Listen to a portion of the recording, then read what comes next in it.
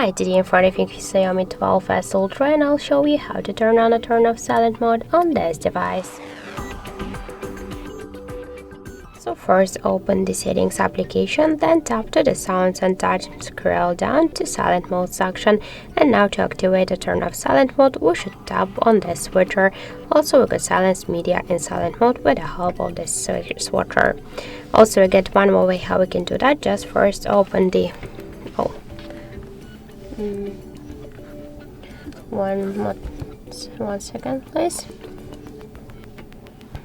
So we should open the control panel and find here mode icon. Just click once on the icon to turn off silent mode and to turn it on.